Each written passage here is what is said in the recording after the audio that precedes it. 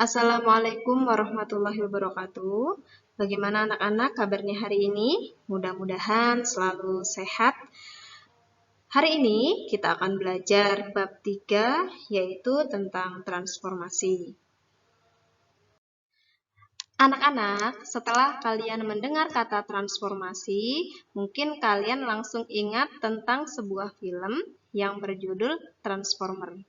Film tersebut menceritakan sebuah mobil yang berubah menjadi robot. Namun, kita tidak akan membahas tentang perubahan dari mobil tersebut ya. Di sini yang akan kita bahas adalah perubahan-perubahan benda atau titik setelah ditransformasikan. Yang pertama di sini ada refleksi atau pencerminan. Kemudian ada dilatasi, yaitu memperbesar atau memperkecil. Kemudian ada translasi, pergeseran atau menggeser dari suatu tempat ke tempat yang lain. Kemudian ada rotasi. Rotasi itu memutar.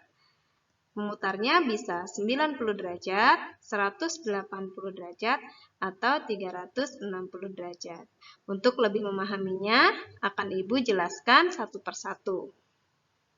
Yang pertama, kita akan membahas tentang refleksi atau pencerminan.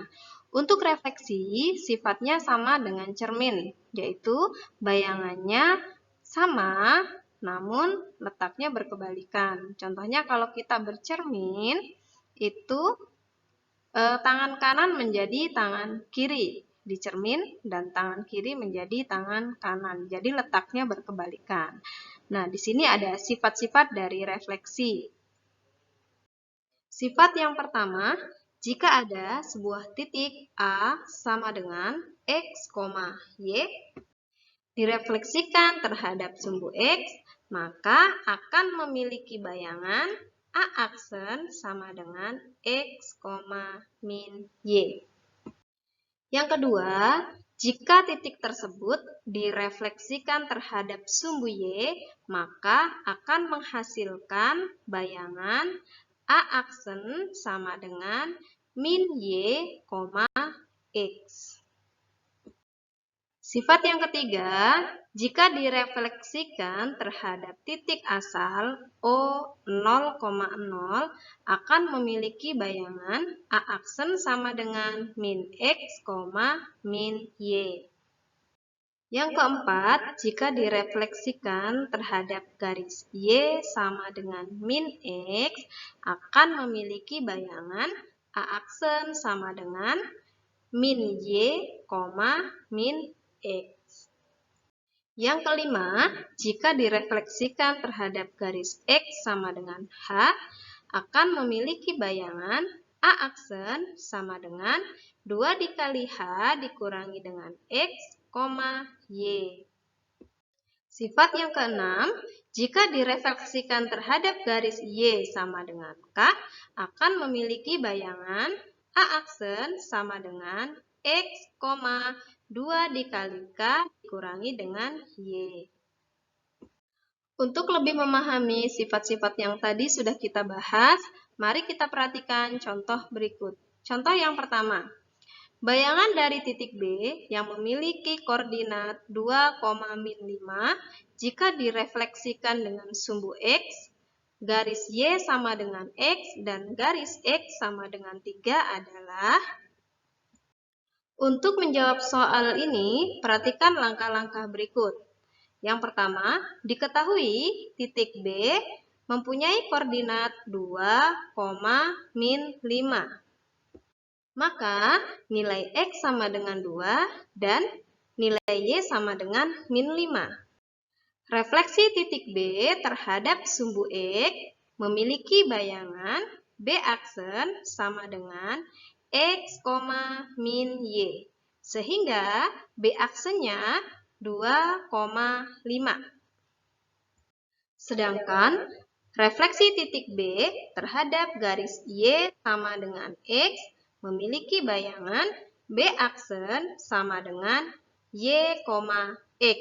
Dibalik ya, sehingga B aksennya min 5,2. Jadi, yang tadinya X jadi Y, yang tadinya Y jadi X. Kemudian, transformasi yang terakhir yaitu refleksi titik B terhadap garis X sama dengan 3 memiliki bayangan B aksen sama dengan 2 kali 3 dikurang X, Y. Sehingga untuk B aksennya atau bayangan dari titik B 6 dikurang 2, min 5. Sehingga menghasilkan bayangan 4, min 5. Transformasi yang kedua yaitu tentang translasi atau pergeseran. Sifat-sifat translasi. Yang pertama, jika titik A sama dengan X, Y ditranslasikan oleh titik T sama dengan A, B, maka A aksen atau bayangan dari titik A sama dengan X ditambah A, Y ditambah B. Sifat yang kedua, jika diketahui bayangan titik A aksen sama dengan X aksen, Y aksen dari hasil translasi titik T sama dengan A, B, maka cara mencari titik asalnya adalah A sama dengan X aksen dikurangi A, Y aksen dikurangi B. Jadi, bayangannya dikurangi dengan translasinya. Sifat yang ketiga, jika titik A sama dengan X, Y dan bayangan titik A atau A aksen sama dengan X aksen, Y aksen, maka menentukan translasinya adalah T sama dengan X aksen dikurangi dengan X, Y aksen dikurangi dengan Y. Jadi, bayangannya dikurangi dengan titik asal. Supaya kalian lebih memahami, perhatikan contoh berikut. Contoh yang pertama, titik P 5, min 3 ditranslasikan dengan titik T 2,1, maka bayangan titik P adalah, untuk menyelesaikan soal ini, perhatikan cara berikut. Diketahui titik P 5, min 3, maka artinya nilai X sama dengan 5 dan Y sama dengan min 3. Translasinya 2,1, maka untuk nilai A sama dengan 2 dan nilai B sama dengan 1. Maka, untuk menentukan bayangan titik P atau P aksen, caranya X ditambah dengan A, Y ditambah dengan B.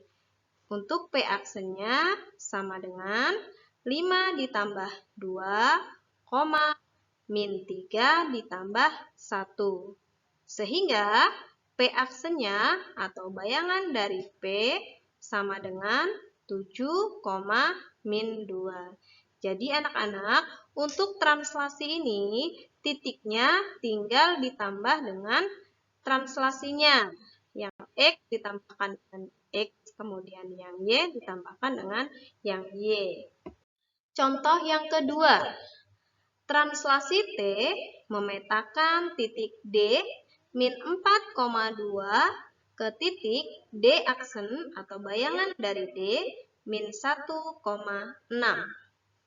Translasi T akan memetakan titik E 3, min 2 ke titik.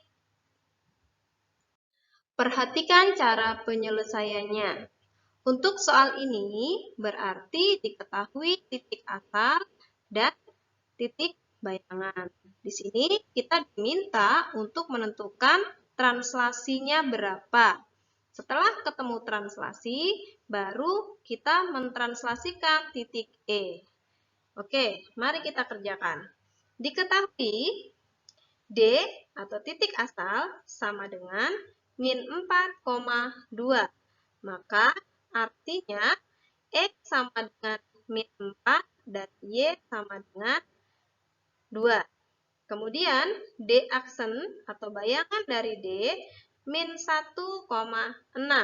Artinya X aksennya sama dengan min 1 dan Y aksennya sama dengan 6.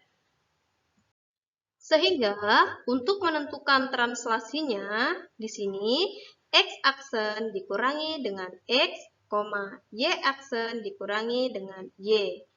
Maka translasinya min 1 dikurangi dengan min 4, 6 dikurangi dengan 2. Hasilnya untuk translasinya sama dengan 3,4. Setelah itu, baru kita translasikan titik E dengan T 3,4. Untuk translasi titik E 3,-2 oleh T 3,4 menghasilkan bayangan titik E atau disebut E aksen. Di sini berarti tinggal kita jumlahkan ya. 3 plus translasinya 3, min 2 ditambah dengan 4. Sehingga E aksen atau bayangan dari titik E adalah 6,2. Contoh yang ketiga, titik G 2,6 direfleksikan terhadap sumbu X, lalu ditranslasikan oleh T sama dengan min 6,3. Hasil transformasi titik G adalah, untuk soal ini berarti ada dua transformasi. Yang pertama yaitu refleksi, kemudian hasilnya dilanjutkan dengan translasi. Oke, perhatikan cara menjawabnya. Diketahui titik G sama dengan 2,-6. Artinya X sama dengan 2 dan Y sama dengan min 6. Kita selesaikan terlebih dahulu transformasi yang pertama, yaitu refleksi titik G terhadap sumbu X. Berarti memiliki bayangan G aksen sama dengan X, min Y. Maka untuk G aksen atau bayangan dari titik G adalah 2,6. Kemudian kita lanjutkan dengan mentranslasikan titik G aksen 2,6 dengan T sama dengan min 6,3. Maka akan menghasilkan G aksen sama dengan 2 plus min 6, 6 plus 3. Maka G aksen sama dengan min 4,9.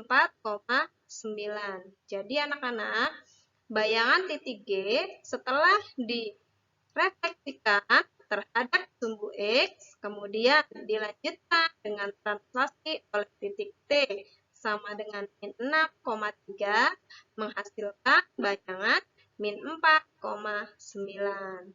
Nah, anak-anak sudah paham semua ya? Mudah-mudahan kalian bisa memahami semua apa yang Ibu jelaskan. Anak-anak, demikian tadi penjelasan materi pada kali ini.